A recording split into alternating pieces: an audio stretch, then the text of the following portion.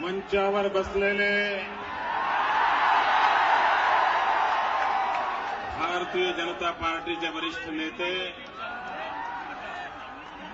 श्री नितीन गडकरी जी, श्री देवेंद्र फडणवीस जी, श्री विनोद तावड़े जी, श्री सुधीर जी, भाऊ साहब, श्री अरुण जी, श्री गोड़े जी, और इस चुनाव में महायुति के उम्मीदवार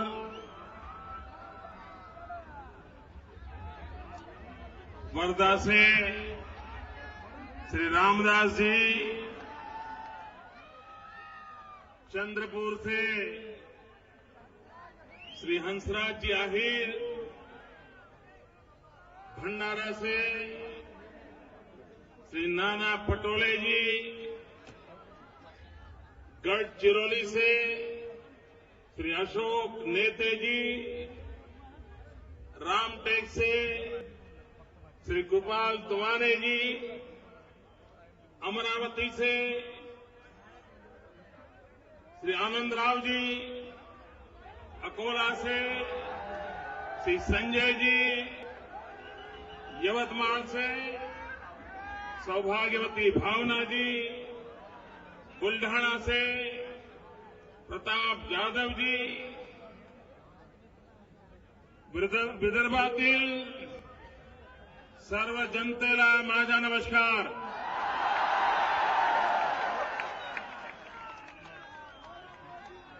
गारपिटीमुळे शेतकरी चिंतित आहे. त्याचे दुःख जाणून घेण्यासाठी मी आज आलो आहे.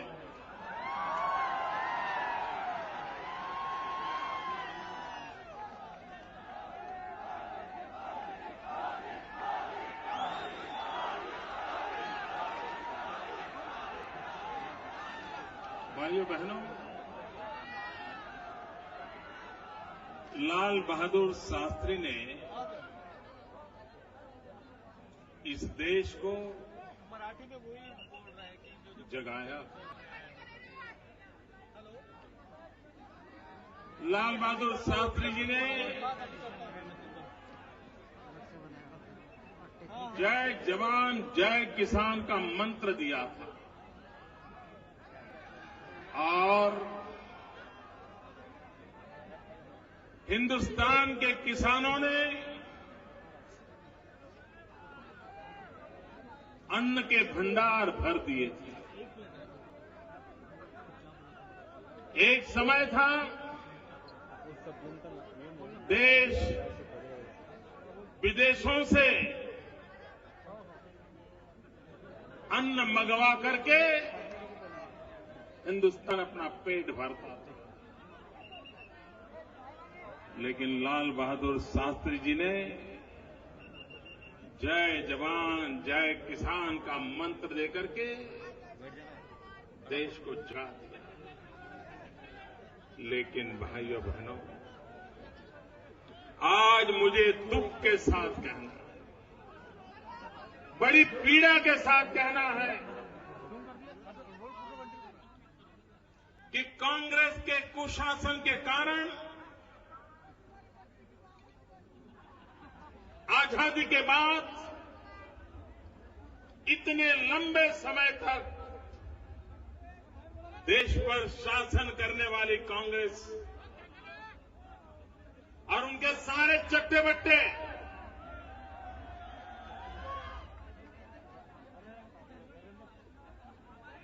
इन्होंने देश को बर्बाद करने में कोई कमी नहीं रखी. देश जवान पर गर्व करता है, देश किसान पर गर्व करता है. देश का जवान राष्ट्र की रक्षा करता है, देश का किसान अन्न सुरक्षा की गारंटी देता है.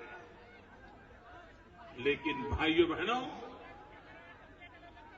ये जवान और किसान ये कांग्रेस के शासन में सुरक्षित है क्या? सुरक्षित है क्या भाइयों? कोई कह सकता है? इतना बड़ा देश,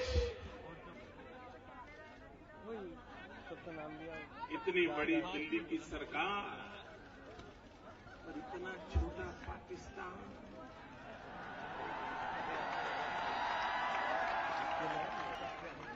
हमारे देश के जवानों के सर काट करके ले जा रहा है। देश के जवानों को मार दिया जाए। सेना का जवान अगर सुरक्षित नहीं है तो हम किस मुंह से जय जवान के नारे लगा रहे हैं?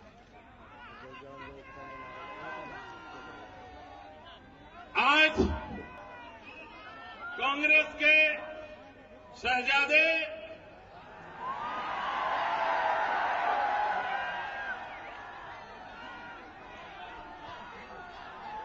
वोट बटोरने के लिए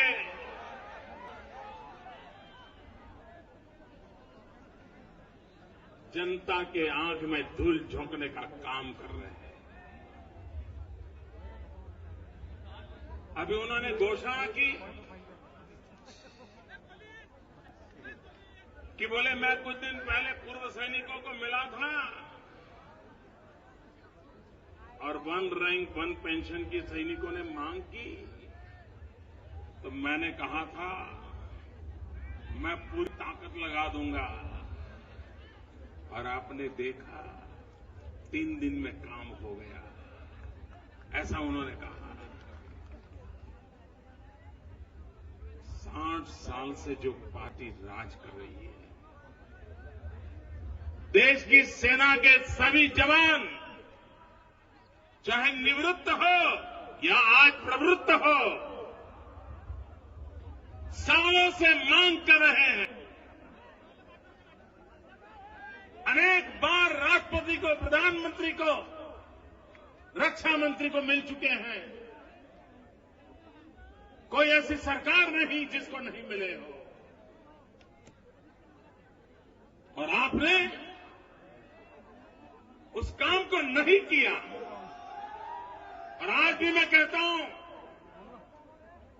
ये कांग्रेस के वादे चुनावी नारे हैं, खोखले हैं, जनता की आंख में धूल झोंकने वाला एक और प्रयास है। लेकिन आज भी हिमाचल में जाकर के झूठे पाठ पढ़ा रहे हो। अच्छा होता अगर आप जवाब देते कि देश के जवानों का सर काट के ले गए हैं, उस सर को वापस कैसे लाओगे, ये तो बता देते। भाइयों बहनों, युद्ध में दुश्मनों के साथ लड़ाई लड़ते लड़ते जितने जवान मरे हैं, उससे ज्यादा हमारे देश के जवान आतंकवादियों के हाथों से मरे हैं। कौन जिम्मेवार है इसलिए? कौन जिम्मेवार है? कौन जिम्मेवार है? देश की रक्षा करने वाले जवानों को भी बेमौत मरने के लिए आपने छोड़ रखा है।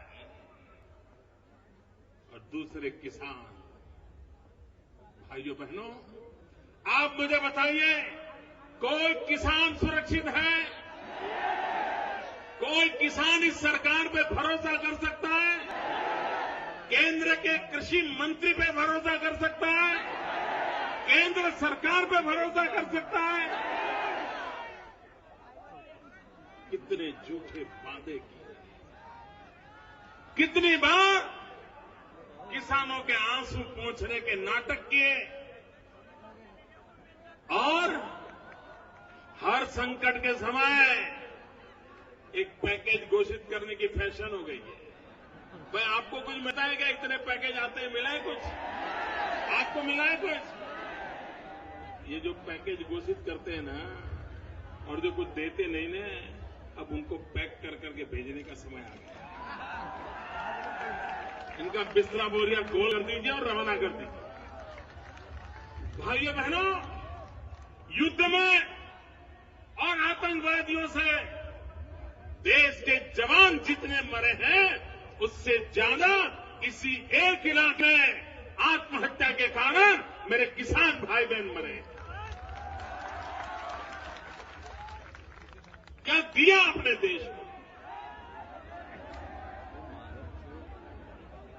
भारत एक कृषि प्रधान देश,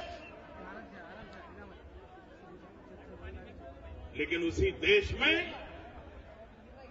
किसान बेमौत मरने के लिए मजबूर हो रहा है। और आपकी नीतियों के कारण, आपकी गलत व्यवस्थाओं के कारण, भाइयों बहनों, हमारा किसान कापूस की खेती करता है और ये दिल्ली में बैठी हुई सरकार, देखिए श्रीमान शरद राव, इन किसानों को जरा जवाब दो। आप कृषि मंत्री हो, आप बताइए 2 वर्ष पूर्व जब कापूस की खेती पूरे देश में अच्छी हुई, कापूस की फसल अच्छी हुई, विदेशों में हिंदुस्तान के कापूस की मांग बढ़ रही थी, किसान को अपेक्षित दाम मिल रहे थे, आपने अचानक डॉक्टर मनमोहन सिंह जी, आपने अचानक कॉटन एक्सपोर्ट पर प्रतिबंध क्यों लगाया? किसकी भलाई के लिए लगाया?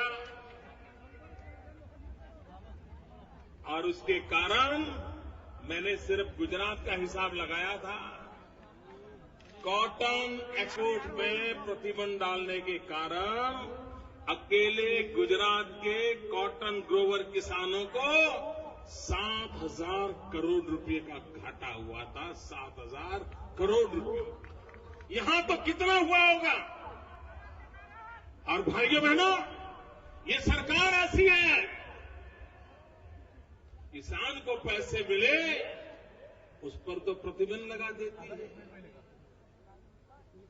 कॉटन एक्सपोर्ट पर प्रतिबंध, लेकिन मटन एक्सपोर्ट पर सब्सिडी। आप देखिए क्या कमाल करी है उन्होंने। इनको मालूम नहीं है कि फॉरेन एक्सचेंज कमाने के मोह में हिंदुस्तान में जिस प्रकार से पशुधन काटा जा रहा है, मटन एक्सपोर्ट किया जा रहा है, उसके कारण गरीब किसान की आय के साधन खत्म हो रहे हैं।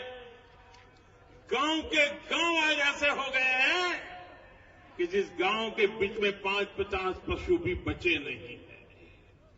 बहुत बड़ी मात्रा में उत्तरी भारत में तो बहुत बड़ी मात्रा में पशुओं की कत्ल चल रही है और भारत सरकार पशु काटने के लिए सब्सिडी दे रही है और ये मटन विदेशों में एक्सपोर्ट हो रहा है। जब खेती बर्बाद हो जाती है, वर्षा कम हो जाती है, अकाल का समय आ जाता है, तो ज्यादातर किसान परिवार पशुपालन के भरोसे दूध बेच करके साल भर गुजारा कर लेता है। आपने उसके भी वो हाथ काट लिए। आपको अंदाज नहीं आया कि पशुधन के बिना भारत का हाल क्या होगा। दूध विदेशों लाने के लिए मजबूर होना पड़ेगा। लेकिन भाइयों बहनों, न इनको देश की समझ है, न देश लंबे अरसे तक किस प्रकार से प्रगति कर सके, इसके रास्ते क्या होने चाहिए। इनको तो सिर्फ चुनाव जीतने के तौर तरीकों में रस होता है। देश कैसे आगे बढ़े, ये इनकी प्राथमिकता नहीं होती। और उसी का परिणाम है कि आज हमारे देश का किसान तबाह हो रहा है। भाइयों बहनों, हम इतना कापूस पैदा कर रहे हैं, लेकिन आपको जान करके दुख होगा, इतना छोटा सा बांग्लादेश नक्शे में महाराष्ट्र से भी छोटा दिखता है ना? लेकिन वो बांग्लादेश आज रेडीमेड गारमेंट एक्सपोर्ट करने में दुनिया में अपना दबदबा जमा रहा है। वहां जो कपास पैदा होता है, वहां से जो कपड़ा बनता है, वहां से जो रेडीमेड कपड़े तैयार होते हैं, दुनिया के बाजार में बिक रहे हैं और किसान को पैसे मिल रहे हैं। हमारे यहां इनको समझ नहीं है भाइयों बहनों, और इसलिए मैं तो हमेशा कहता हूं, जो कापूस की खेती करने वाले किसान हैं, उनके लिए 5F फॉर्मूला चाहिए।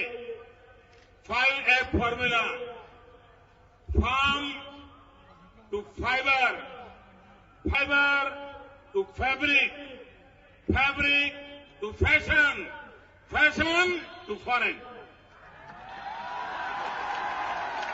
जहां कापूस है वहीं धागा बने, जहां धागा है वहीं कपड़ा बने, जहां कपड़ा है वहीं से रेडीमेड कपड़े तैयार हो और वहीं से विदेश के बाजार में बेच दिया जाए। मेरा किसान कितना आत्मनिर्भर हो जाएगा। लेकिन भाइयों बहनों, इनके पास न दृष्टि है, न ही इनको किसान की भलाई की कोई चिंता है। आज नई पीढ़ी खेती क्षेत्र में जाने से डर रही है। वो शेतकरी का काम करना नहीं चाहता है। मां बाप की हालत देख करके उसको लगता है कि अच्छा होगा शहर में जाकर के मजदूरी कर लूंगा, लेकिन भाई 20 बीघा 50 बीघा जमीन हो, लेकिन मैं खेती में नहीं जाऊंगा। ये भय पैदा हुआ है। अगर हिंदुस्तान की खेती बर्बाद हो गई, हिंदुस्तान का किसान बर्बाद हो गया, तो इस 125 करोड़ का देश अपना पेट कैसे भरेगा? और भाइयों बहनों, जब किसी देश में पेट भरने की ताकत खत्म हो जाती है और विदेशों से अन्न मांगने के लिए मजबूर हो जाता है, तो वो इतनी बड़ी भयंकर मजबूरी होती है कि दुनिया के सब देश, दुनिया के सारे देश उस देश को डिक्टेट करते हैं, चाहे वो मनमानी अपनी करवा लेते हैं। इस हालत में बराबरी होती है। देश के सम्मान को, स्वाभिमान को बचाने का काम मेरा किसान कर रहा है। और इसलिए भाइयों बहनों, आज कहीं पर किसी ट्यूबवेल में कोई बालक गिर जाए तो देश भर के कैमरा वहां लग जाते हैं।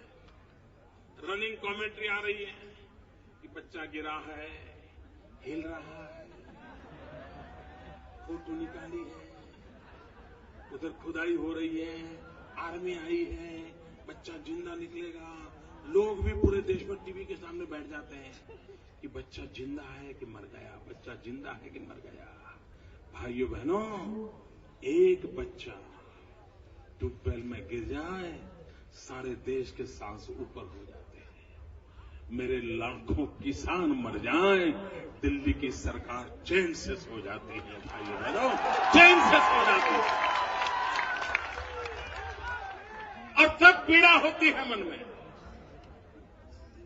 और इसलिए भाइयों बहनों, सरकार की कृषि नीति की पहली गारंटी ये होनी चाहिए कि देश के किसान को मरने नहीं दिया जाएगा। और जब अटल जी की सरकार थी तो उन्होंने एक अहम कदम उठाया था। और अगर अटल जी की सरकार दोबारा 2004 में आई होती तो भाइयों बहनों, वो योजना पूरी तरह लागू हो गई होती और मेरा किसान आज मरने के लिए मजबूर नहीं हुआ होता। उन्होंने योजना लाई थी क्रॉप इंश्योरेंस की।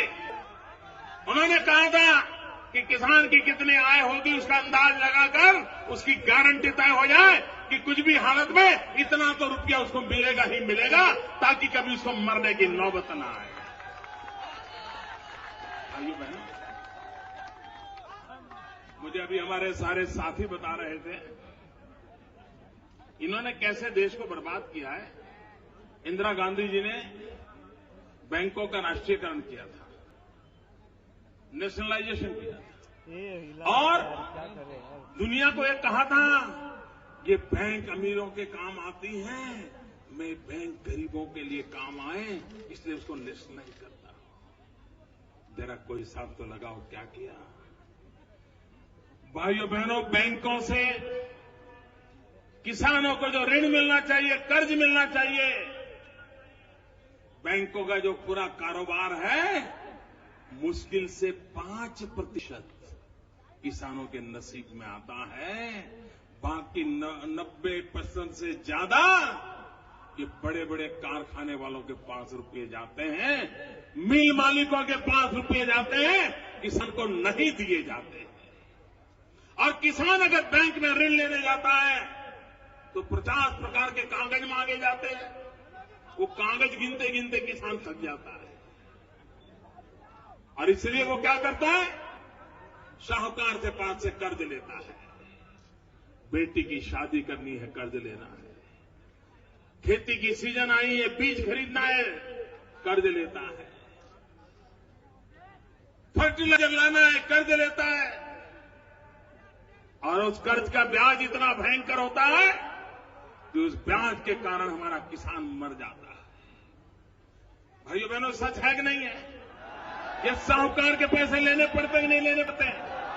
ये बैंक क्या आपको पैसे देती है क्या? आप मुझे बताइए भैया, ये बैंक किसके लिए है? क्या अमीरों के लिए है क्या?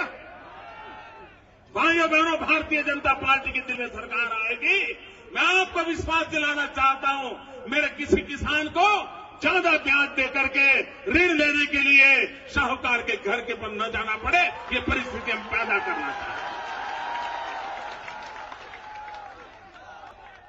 आत्महत्या की जड़ में यही तो कर्ज होता है, जीना मुश्किल हो जाता है उसका। और इसलिए भाइयों बहनों,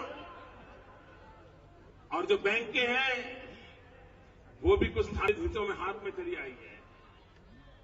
मुझे किसी ने बताया ये वर्धा जिला मध्यवर्ती सहकारी बैंक का घोटाला,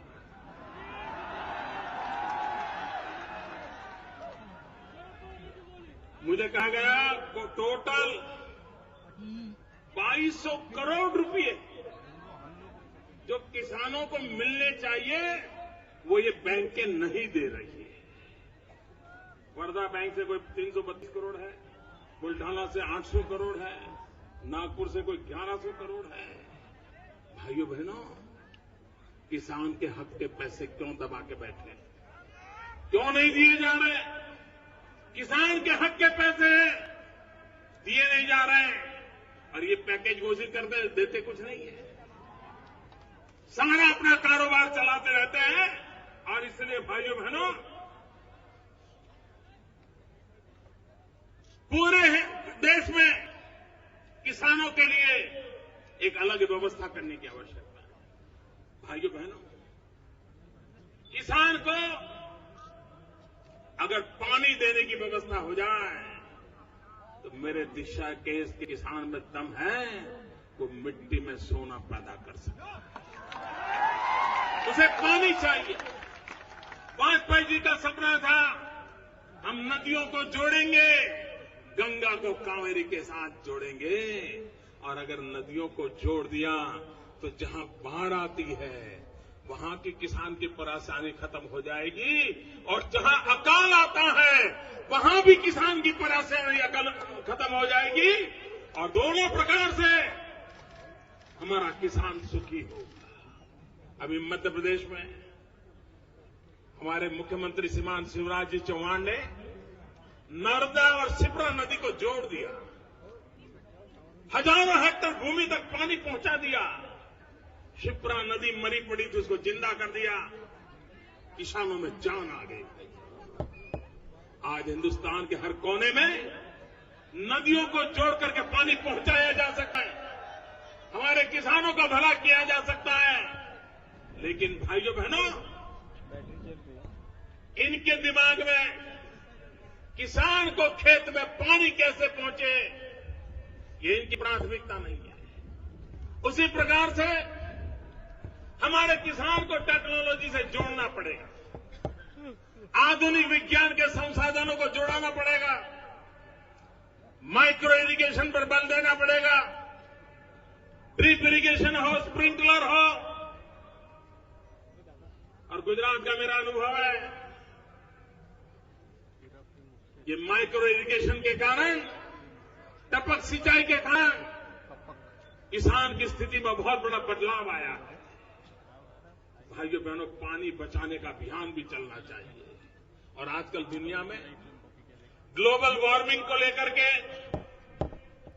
एक व्यवस्था विकसित की गई है, कार्बन क्रेडिट की। कहीं पर जो एनवायरमेंट का नुकसान होता है, तो कहीं पर एनवायरमेंट की रक्षा होती है, तो वहां से कार्बन क्रेडिट खरीद करके वहां पर अपनी व्यवस्था को क्रॉस एक्शन किया जाता है। दुनिया ने जिस प्रकार से कार्बन क्रेडिट की परंपरा खड़ी की है, भारत में वाटर क्रेडिट कंसेप्ट को डेवलप करने की आवश्यकता है। जो भी व्यक्ति पानी बचाएगा, उसको उसके खाते में क्रेडिट जमा होती जाएगी और उसको जो सरकारी भिन्न भिन्न लाभ है, वो वाटर क्रेडिट के बल पर उसको प्राथमिकता दी जाएगी। पूरे देश में पानी बचाने का एक जन आंदोलन खड़ा हो सकता है और पानी बचाने के बदले में पानी बचाने वाले को फायदा भी मिल सकता है। और देश की महामूल्य संपदा अगर बच गई तो मेरे किसान को कभी मरने की नौबत नहीं आएगी। इस काम को किया जा सकता है और इस पर हम बल देना चाहते हैं। भाइयों बहनों, मैं मेरे किसान भाइयों से प्रार्थना करने आया। अभी ओले गिरने के कारण एक नया संकट आया है, लेकिन आत्महत्या उसका उपाय नहीं। और हम वो लोग हैं जो किसानों की मौत पर राजनीति के पक्षकार नहीं है। किसान हिंदुस्तान के किसी भी कोने का क्यों न हो, उसको मरने के लिए मजबूर नहीं होने देना चाहिए। सरकार की व्यवस्था ऐसी विकसित हो, योजना ऐसी विकसित हो कि हमारे किसान को मरने की नौबत न आए।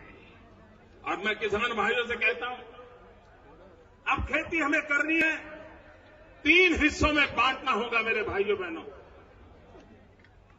1/3 जो आप परंपरागत रूप से खेती करते हैं वो, 1/3 पशुपालन और 1/3 जहां पर आपका खेत का कोना होता है, समाप्ति होती है, आपके खेत की बॉर्डर होती है, वहां बड़ी बड़ी बाड़ लगा देते हैं। इधर वाला भी लगाता है, पड़ोस वाला भी लगाता है। 2-2 मीटर जमीन का पूरा पट्टा हमारा खराब हो जाता है। मेरी किसानों से प्रार्थना है, उस पर वृक्ष की खेती कीजिए, पेड़ लगाइए और वो टिम्बर लगाइए। आज हिंदुस्तान हजारों करोड़ रुपए का टिम्बर इंपोर्ट करता है। मेरे किसान के खेत के किनारे पर अगर वो टिम्बर लगा देता है तो देश को टिम्बर कभी एक्सपोर्ट नहीं करना पड़ेगा और मेरे किसान को कभी फसल बर्बाद हो गई, एक पेड़ बेच देगा, साल भर का खर्चा निकल जाएगा, उसको कभी आत्महत्या करने की नौबत नहीं। अगर पशुपालन करता है, पट्टी का करता है काम, फिशरी का काम करता है, किसान को एक अतिरिक्त ताकत मिलेगी। भाइयों बहनों, हमारे देश की रेलवे पर गंभीरता से सोचने की आवश्यकता है। आज हमारे देश की रेलवे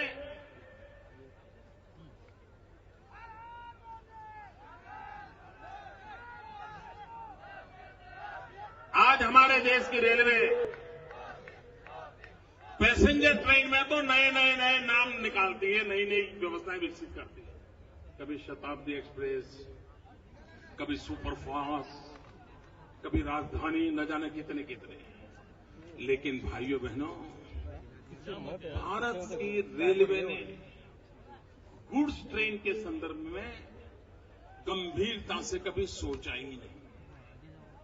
समय की मांग है कि गुड्स ट्रेन में किसानों की जो पैदावार होती है, अनाज हो, फ्रूट हो, वेजिटेबल हो, गुड्स ट्रेन के लिए स्पेशल उसके लिए इंतजाम होना चाहिए, उनको प्रायोरिटी देनी चाहिए। आज तो देश में कारोबार ऐसा है कि कहीं कपड़ा एक शहर के दूसरे शहर ले जाना है तो रेलवे का डिब्बा तुरंत मिल जाता है। पत्थर ले जाने हो, मार्बल ले जाना हो, कोयला ले जाना हो तो रेलवे अवेलेबल हो जाती है। लेकिन किसान के फल ले जाना है, नागपुर का संतरा ले जाना है तो रेलवे कहेगी हफ्ते के बाद मिलेगा। मुझे बताइए, हफ्ते के बाद रेलवे का डिब्बा मिलेगा तो संतरे का क्या होगा? ये बहुत बड़ी गड़बड़ है इनकी व्यवस्था में। थोड़ा सा सुधार कर दिया जाए कि हमारे देश के रेलवे जो गुड्स ट्रेन का कारोबार करते हैं, वो किसान का जो सामान है उसको पहुंचाने में देर नहीं करेगी, तो आज जो हमारा करोड़ों करोड़ों रुपयों का ये कृषि उत्पादन नष्ट हो जाता है वो बच जाएगा। लेकिन भाइयों बहनों, इसके लिए किसान के प्रति जो संवेदना चाहिए वो संवेदना उनके अंदर नहीं है, और उसी का कारण है कि आज ये तबाही होती है। भाइयों बहनों, एग्रो बेस्ड इंडस्ट्री पे बल देना पड़ेगा। मूल्यवर्धन गांव में क्यों न हो। अगर किसान के टमाटर बाजार में पहुंचने में देर हो रही है तो किसान के टमाटर का केचप बनाने की व्यवस्था उसके गांव के नजदीक मिल जानी चाहिए, ताकि बोतलों में भर करके साल भर वो कारोबार बेचा जा सकता है। भाइयों बहनों, एक आमूलचूल परिवर्तन हमारे कृषि क्षेत्र में लाने का भारतीय जनता पार्टी का संकल्प है। हम ग्राम आधारित अर्थनीति पर बल देना चाहते हैं, हम गांव की खरीद शक्ति बढ़ाना चाहते हैं, हम किसान की आय बढ़ाना चाहते हैं, और इसके लिए एक सुविचारित योजना लेकर के आगे चलना चाहते हैं। भाइयों बहनों, देश आज भ्रष्टाचार से परेशान है। लाल बहादुर शास्त्री ने जय जवान जय किसान कहा, उन्हीं की सरकारों ने आज वो किसान को भी मारा, जवान को भी मारा। उनके एक दूसरे प्रधानमंत्री कहते थे कि दिल्ली से 1 रुपया निकलता है, गांव में जाते जाते 15 पैसा हो जाता है। भाइयों बहनों, जब राजीव गांधी जब देश में राज करते थे तो पंचायत से पार्लियामेंट तक सिर्फ कांग्रेस की ही सरकारें थी और किसी दल की सरकार नहीं थी। मैं पूछना चाहता हूं कांग्रेस के शाहजादे को, आपके पिताजी ने कहा था कि दिल्ली से रुपया निकलता है, गांव जाते जाते 15 पैसा हो जाता है। वो कौन सा पंजा है जो रुपये को 15 पैसा घिस देता है? इसका जवाब देता है। और इसलिए भाइयों बहनों, जब तक ये पंजा है आपका रुपया घिसता जाएगा, आपका रुपये का 15 पैसा हो जाएगा, आप लूटते चले जाओगे। और इसलिए मैं आज कहने आया हूं भाइयों बहनों, भाजपा शिवसेना की महायुति को अब विजयी बनाओ और दिल्ली में एक स्थिर सरकार की जरूरत है, एक मजबूत सरकार की जरूरत है, एक काम करने वाली सरकार की जरूरत है, भारत का भाग्य बदलने वाली सरकार की जरूरत है। भाइयों बहनों, मैं आज जब किसानों के बीच में आया हूं, हम क्या करते हैं, कर सकते हैं, विस्तार से आपको बता पा रहा हूं, क्योंकि मेरे दिल के अंदर एक आग है। इस देश का भला करने के लिए भीतर से तड़पन है। गरीब मजदूर किसान का कल्याण हो, इसके लिए जीवन खपा देने का व्रत लेकर के निकले हुए हम लोग हैं। भाइयों बहनों, हम दिन रात समस्याओं का हल खोजते रहते हैं, और ये लोग मोदी का हल खोजने में लगे हैं। उनको समझ नहीं आता है मोदी का हल क्या निकाले। अरे मोदी का हल निकालने में समय बर्बाद मत करो, देश की समस्याओं का हल खोजने की कोशिश करो, अपने आप स्थितियां बदलना शुरू हो जाएगी। भाइयों बहनों, मैं किसान के भाग्य को बदलने की बात करता हूं। वे दिन रात एक ही मंत्र लेकर के चले हैं, मोदी रोको। मैं कहता हूं महंगाई रोको, वो कहते हैं मोदी रोको। मैं कहता हूं भ्रष्टाचार रोको, वो कहते हैं मोदी रोको। भाइयों बहनों, निर्णय आपको करना है, किसको रोकना है, किसको रोकना है। भाइयों, निर्णय आपको करना है। और इसलिए मैं आज विदर्भवासियों से प्रार्थना करने आया हूं, कांग्रेस हो एनसीपी हो, एक नमूना भी दिल्ली मत भेजना।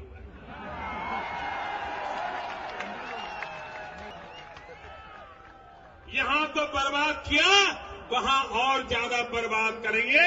और इसलिए मेरे भाइयों बहनों, इन सब से मुक्ति का अभियान, और यही हमारा वर्धा, जहां से क्विट इंडिया मूवमेंट का प्रारंभ हुआ था। भाइयों बहनों, अंग्रेज भारत छोड़ो, गांधी और विनोबा की तपोभूमि, अंग्रेज भारत छोड़ो कहा था। भाइयों बहनों, हम संकल्प करें कांग्रेस मुक्त भारत का, कांग्रेस मुक्त भारत का संकल्प करें और देश का भाग्य बदलने के लिए आगे आए। इसी एक अपेक्षा के साथ आप सबको मेरी बहुत बहुत शुभकामनाएं।